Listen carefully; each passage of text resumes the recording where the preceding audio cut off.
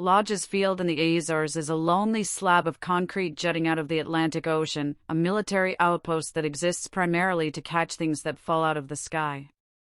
It is a place of wind, salt, and seagulls that have seen too many emergency landings to be impressed by anything less than a fireball. Flight 242 did not arrive as a fireball. It arrived as a ghost ship. Captain O'Donnell put the Boeing 777 on the runway with a violence that suggested he was personally offended by the concept of lift. The tires screeched, sending up plumes of blue smoke that mingled with the salt spray.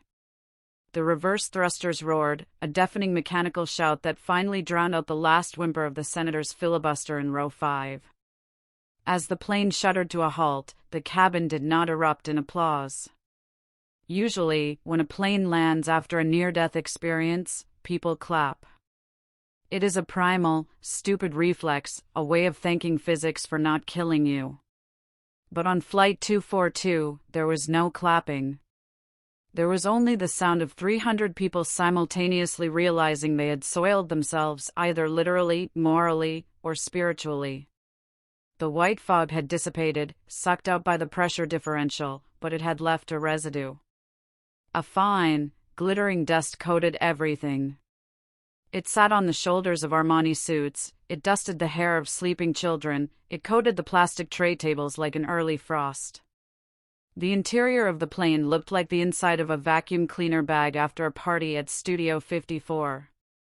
In the silence of the stopped plane, the reality of the come-down arrived. The normies, the senator, Brenda, the grandmother, the Secretary of Defense, were crashing. Their brains, depleted of serotonin and flooded with the toxic byproducts of adrenaline and shame, shut down. They didn't speak. They stared at their hands. They looked at the people they had tried to bite. They looked at the barricade of luggage they had built to keep out imaginary immigrants. Senator Vance sat on the floor of the aisle, holding his own tie. He looked like a deflated parade float. The bronzer on his face had streaked, leaving him looking less like a leader of men and more like a melting candle. Vance croaked. His voice was a husk. I think I tweeted. Tasha Green stood over him. She was leaning against a seat back, her legs trembling from the adrenaline dump. She pulled a bottle of water from a seat pocket and cracked the seal. You did, Senator, Tasha said, taking a long drink. You tweeted that the clouds were made of communism. It has 40 million retweets. The cockpit door hissed open. Captain O'Donnell emerged. He looked 10 years older than he had at takeoff. He walked down the aisle, stepping over the debris of the first-class barricade. He stopped in front of Sheila, who was sitting on the jump seat, eyes closed. We're down, O'Donnell said. Sheila opened one eye. Do we have stairs? Or do we have to slide? Stairs are coming, O'Donnell said. He looked at the cabin. He looked at the white dust. He looked at Tasha, Luca, and Marcus. Police are surrounding the plane. Of course they are, Luca said.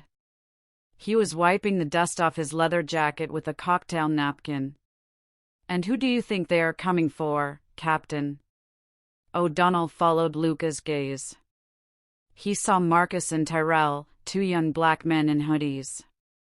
He saw Luca, a Balkan smuggler with a face like a topographic map of violence. He saw Tasha, a sharp-eyed black woman standing over a weeping white senator. I'll tell them, O'Donnell said firmly. I'll tell them the truth. The truth takes paperwork, Captain, Tasha said, straightening her blazer. Optics are instant. The doors opened. The humid, salty air of the Azores flooded the cabin. It smelled of fish and jet fuel, the perfume of reality. Then came the boots. A Portuguese tactical team, dressed in black and bristling with automatic weapons, stormed the forward galley. They shouted commands in Portuguese and English. Hands. Show me hands. Stay down. They moved with the aggression of men who had been told there was a terrorist incident in progress. And what they saw confirmed every bias they had been trained to uphold. They saw Senator Vance, a distinguished white man, cowering on the floor. They saw Brenda Miller, a terrified white woman, crying in a corner. And standing over them, calm, alert, and in control, they saw the suspects. Get down. The lead officer pointed a rifle at Marcus.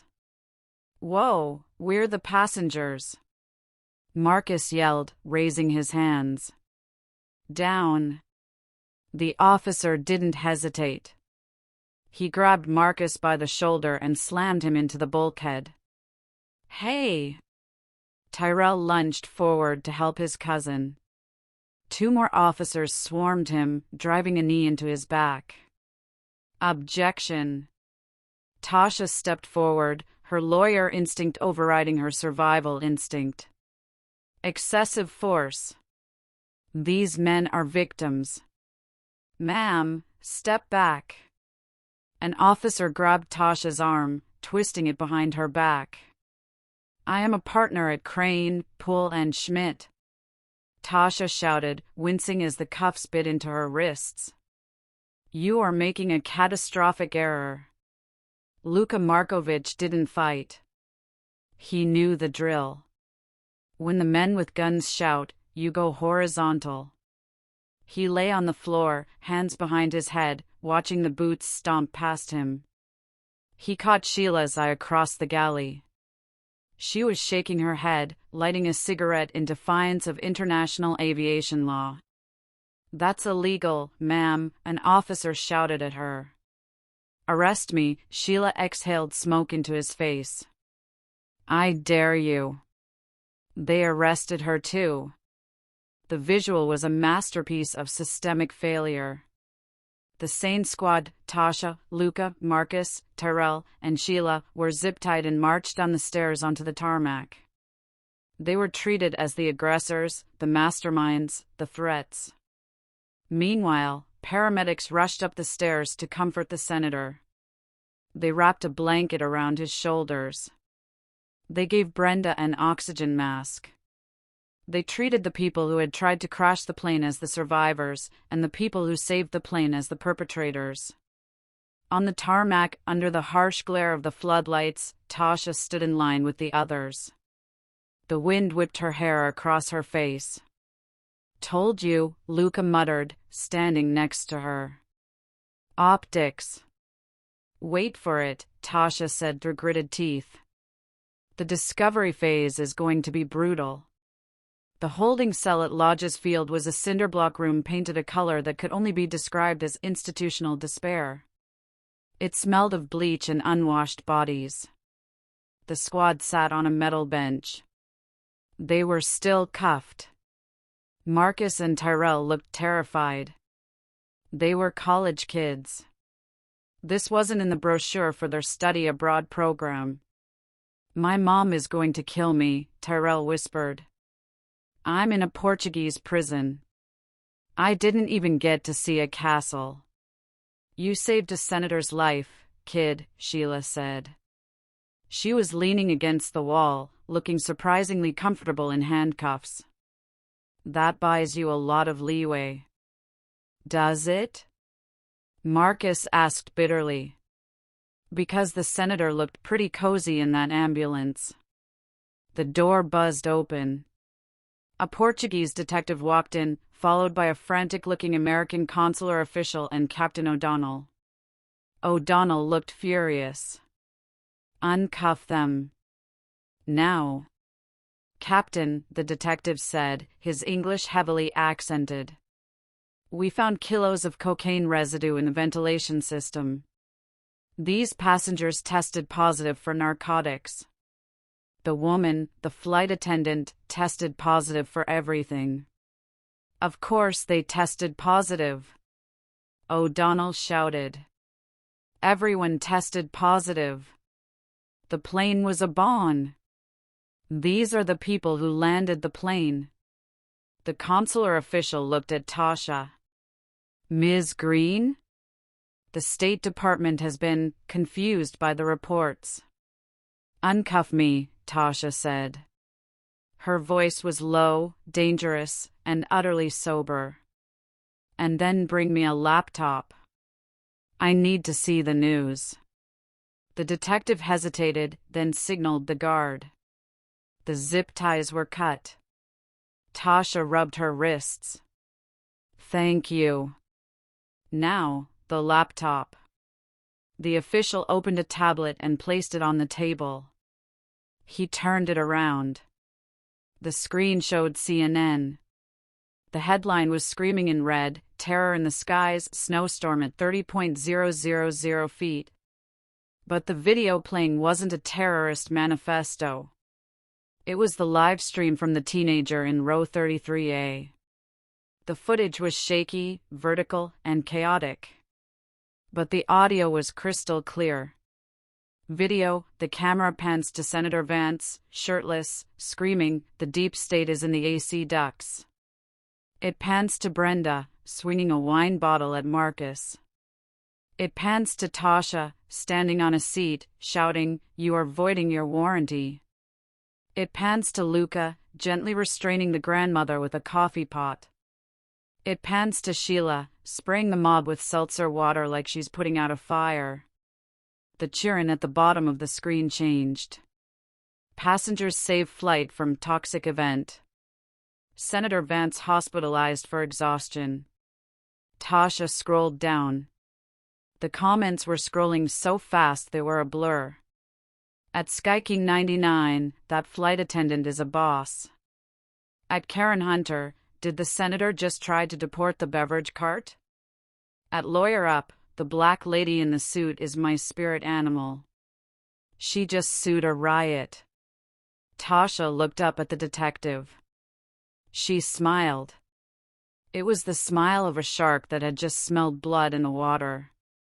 You have a choice, detective, Tasha said. You can charge us with possession of a substance that was force-fed to us by a mechanical failure and become the laughingstock of the internet.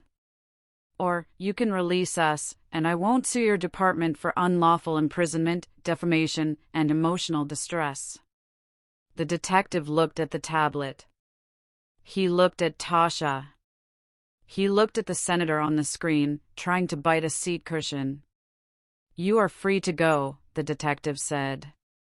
The epilogue didn't happen in a courtroom. It happened outside the terminal, 3 hours later. The sun was rising over the Atlantic, painting the sky in bruises of purple and orange. The air was clean. The normies were being loaded onto a relief flight sent by the airline. They walked with their heads down, hiding their faces from the paparazzi. Senator Vance had a blanket over his head.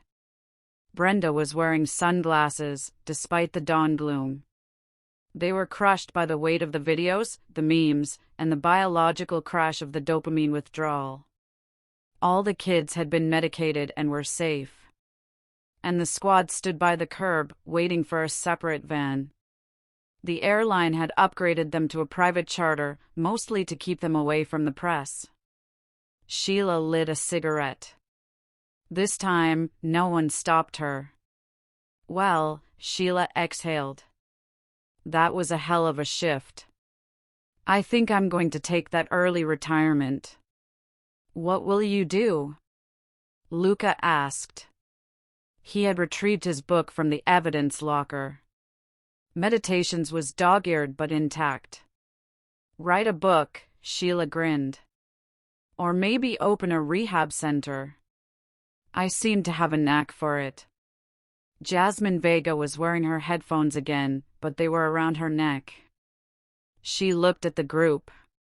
So, we're not going to talk about the fact that we were the only ones who could handle it? Like, is that a superpower? Or is it just sad? It's adaptation, Tasha said. She was looking at her phone. Her firm had already sent 3 emails congratulating her on the positive brand exposure. Society calls us broken until the world breaks. Then they call us experts. I just want to finish my degree, Marcus said, leaning against the wall. And maybe never fly again. Boats. I like boats. Boats sink, Lucas said cheerfully. Trains derail. Chaos is the baseline, kid. You just have to learn to surf. A plane took off in the distance, the relief flight carrying the senator and the others back to a world of PR crises and apology tours. It banked over the ocean, leaving two long, white contrails against the blue sky. They all looked up. The trails were perfectly straight. White lines drawn on a blue mirror. Look at that, Liam, the bartender who had mostly slept through the arrest, pointed up. Chemtrails. Contrails, Tasha corrected automatically. Whatever, Sheila said, flicking her cigarette butt onto the pavement. Looks like a line to me. Tasha laughed. It was a real laugh, unburdened by irony or caffeine. She looked at the sky, then at her unlikely team, the smuggler, the stripper, the raver, the students, the bartender. The dregs. The heroes. It's a clear sky, Tasha said. Let's go home. She turned her back on the runway. The camera lingers for a moment on the white lines fading in the upper atmosphere, dispersing into nothingness, leaving the sky empty, vast, and indifferent to the madness of men. Fade to black. Credits roll over a remix of I Can See Clearly Now played at 160 BPM.